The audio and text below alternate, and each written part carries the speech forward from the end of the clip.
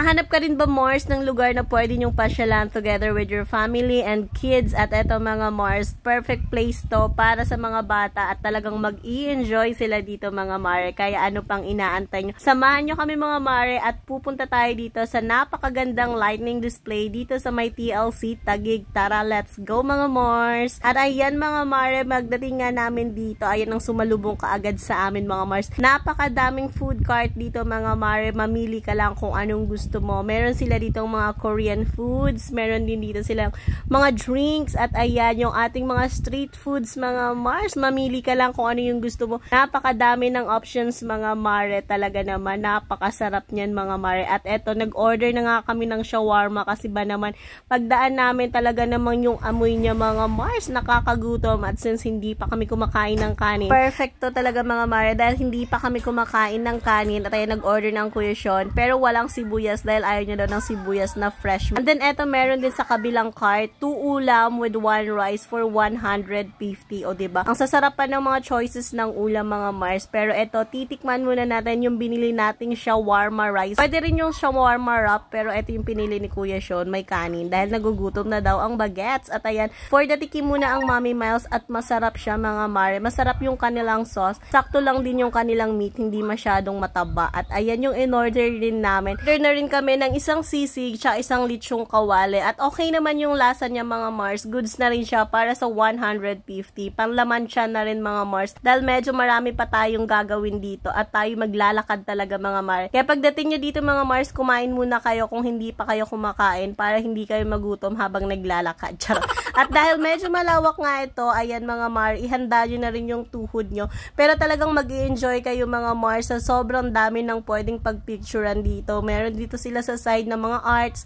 Pwede kayong magpa-picture. Tapos sa mga sides naman, meron mga nagaganito mga Mare. O, diba, bongga. May mga nag-i-entertain dito mga Mare. May mga clown din. Tapos eto, ang ganda niyan mga Mare. Ang sarap sa feeling pag dumaan dyan. Parang feeling ko talaga malapit na talaga ang Pasko. Charot. Ang baby Jake namin naglalambing mga Mars. Gusto niya magpakarga. Napagod na siguro yung bagets. Tapos along the side mga Mars, may nakita kaming chicharon. Ayan. Kain muna kami mga Mare habang naglalakad dahil medyo mahaba pa nga ito. At pupunta tayo dun sa pinaka-highlights ng kanilang pa-lights display mga Mars. Doon naman yun sa may gate 2. Ayan. Kailangan matibay talaga yung tuhod nyo dito mga Mars. Tapos mag-enjoy naman kayo habang naglalakad. Kumain-kain kayo mga Mars ng kung ano-ano. Then marami din mga drinks dito mga Mars. Hindi kayo mauhaw basta meron lang kayong pambili. Ang mga Mars, pag mga ganitong moment, talagang napakasaya ko mga Mars. Kala na pagkasama namin yung mga bata at si Papa Chad. At eto na mga Mars, malapit na tayo. At papasok na tayo dito sa may The Lights Christmas. Ayan mga Mars, meron nga palang activity dito. Ayan, kumakanta si Kuya, napakaganda ng kanyang boses mga Mare. Tapos eto mga Mars, ang ganda. Talagang nakaka-mesmerize. Yung mga pa-lightning nila dito, I love Taguig mga Mars. O diba bongga? Kung bet mo mga Mare or naghahanap ka ng lugar na pwedeng pasyalan together with your kids, punta ka na dito sa may TLC Lakeshore mga Mars. Ako, mag-i-enjoy talaga yung mga bagets sa sobrang dami ng pailaw dito.